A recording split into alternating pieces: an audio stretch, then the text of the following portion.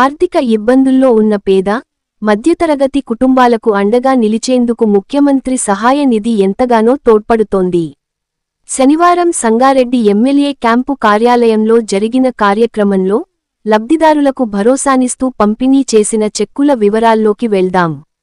Sangareddy MLA Chinta Prabhakar చేతుల మీదుగా మొత్తం 59 మంది లబ్ధిదారులకు 15,46,000 రూపాయల విలువైన చెక్కులను అందజేశారు.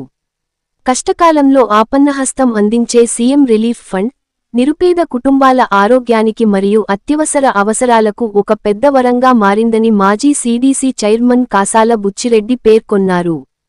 సంగారెడ్డి పట్టణానికి సంబంధించి 3,67,500 రూపాయల విలువైన 18 చెక్కులు, సంగారెడ్డి మండలం 97,000 రూపాయల విలువైన 3 చెక్కులు, కొండాపూర్ మండలం 4,04,000 రూపాయల విలువైన 8 చెక్కులు, కంది మండలం 3,96,000 రూపాయల విలువైన 8 చెక్కులు, ఇతరులకు సంబంధించిన 2,81,500 రూపాయల విలువైన 8 చెక్కులను పంపిణీ చేశారు.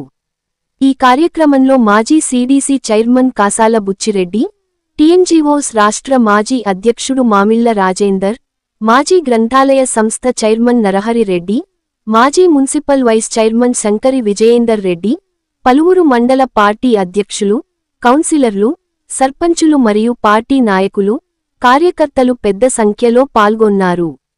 Ram Dayal Rebba, R7 news, Sangareddy. సంగారెడ్డి నియోజకవర్గంలోని వివిధ గ్రామాలకు సంబంధించినటువంటి పేద ప్రజలు అనారోగ్య కారణాలతోటి ఆసుపత్రులకు వెళ్ళి చూపించుకున్న తర్వాత మరి స్థానిక శాసనసభ్యులు అన్న ప్రభాకరన్ దృష్టి తీసుకొస్తే సీఎంఆర్ఎఫ్ పెట్టిస్తా అన్నప్పుడు చాలామంది అప్లికేషన్లు ఆఫీస్ నుండి పంపించడం జరుగుతూ ఉంది. నిరంతర ప్రక్రియ అది. 2014లో ప్రభాకరన్ ఎమ్మెల్యే అయినప్పటి నుంచి కూడా నిరంతరంగా ఈ కాన్స్టిట్యున్సీలో ఉన్నటువంటి పేదలకు ఉపయోగపడుతున్నటువంటి ముఖ్యమంత్రి సహాయ నిధి కింద ప్రభాకరన్నే స్వయంగా తీసుకెళ్లి సీఎం ఆఫీస్లో ఇచ్చి చెక్కులు తీసుకొచ్చి మరి సకాలంలో లబ్ధిదారులకు ఇవ్వడం జరుగుతుంది. దాంట్లో భాగంగా ఈరోజు కూడా 96 మందికి 23,10,000 రూపాయలు ఈ కాన్స్టిట్యున్సీలో అందరికీ ఇవ్వడం జరిగింది. మరి ప్రభుత్వం ఏదైతే ఎన్నికలప్పుడు గరీబులకు హామీ ఇచ్చిందో అవన్నీ కూడా మరి ఎక్కడ ఒకటి నెరవేర్చడం సాధ్యం కాకపోయినా మరి ఏదైతే ఎలక్షన్ ముందు కానీ రేవంత్ రెడ్డి బహిరంగ సభలలో కానీ మైకు పట్టుకుంటే చాలు కేసీఆర్ గారిని తిట్టడం తప్పిస్తే ఏదైతే హామీలు ఇచ్చిందో 6 గ్యారెంటీల పేరు మీద హామీలు ఇచ్చిన ఒక్క కూడా నెరవేర్చకపోవడం అనేది దుర్మార్గమైనటువంటి చర్య. నిన్న మొన్న చూసినట్టయితే పెద్ద జోకు, ఇలా కాంగ్రెస్ బీజేపీ రెండు కలిసి రాష్ట్రంలో కాంగ్రెస్ అధికారంలో ఉంది, కేంద్రంలో బీజేపీ అధికారంలో ఉంది. బీజేపీలో ఏమో పెట్రోల్ డీజిల్ ధర ఒక వారంలో 10 రూపాయలు పెంచడం జరిగింది. మరి కాంగ్రెస్ వాళ్ళు ఇచ్చిన హామీలు లేవు, మరి కరెంట్ ఎప్పుడు వస్తుందో తెలుస్తలేదు, మరి ఏది లేక ఒడ్లు కొనుగొట్టలేదు. వాళ్ళు రైతు బంధు అసలే ఇస్తలేరు, ఒడ్లు కూడా కొంటలేరు. మరి రైతులు ఎంత ఇబ్బంది పడితే రైతులు ఒడ్లు కొట్టలేరని చెప్పి బీజేపీలు పోతున్నారు కళ్ళల కాడికి, మరి పెట్రోల్ ధర పెంచారని చెప్పి కాంగ్రెస్ వాళ్ళు చేస్తున్నారు.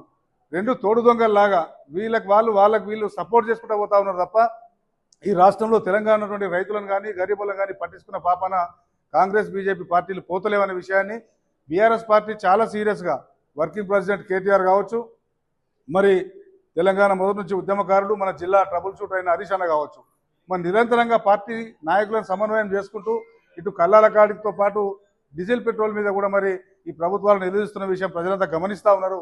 తప్పకుండా ఈ కాంగ్రెస్ పార్టీ అన్ని రంగాల్లో ఫెయిల్ అయింది కాబట్టి మరి వచ్చే ఎన్నికల్లో బీఆర్ఎస్ పార్టీ రావాలని ప్రజలు కోరుకుంటా ఉన్నారు. తప్పకుండా అంతకుముందు అయితే రేవంత్ రెడ్డి మాట్లాడినటువంటి మాటలు, స్పీచ్, ఆయన పీసీసీ ప్రెసిడెంట్గా ఉన్నప్పుడు మాట్లాడిన మాటలు సోషల్ మీడియాలో యూత్ కానీ మహిళలు కూడా పొలాలలో పెట్టుకుంటా ఉన్నారు.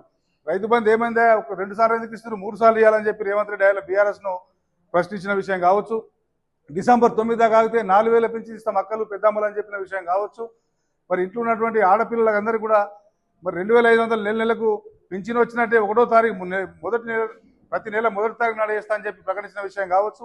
మరి ఇట్లా ఏ విషయం తీసుకున్నా ప్రజలందరూ వాళ్ళే గుర్తు చేసుకొని మరి ఎప్పుడు ఎన్నికలు వస్తాయని చెప్పి ఆత్మతో చూస్తూ ఉన్నారు. కాబట్టి ఇవన్నీ ఆలోచన చేసుకొని మరి ఇప్పటికైనా సరే రేవంత్ రెడ్డి గారు మరి ఈ విషయాలన్నీ దృష్టిలో పెట్టుకొని మరి ప్రజలకు ఇచ్చిన మాటను అమలు చేయాలని చెప్పి బీఆర్ఎస్ తరఫున డిమాండ్ చేస్తూ ఉన్నాం.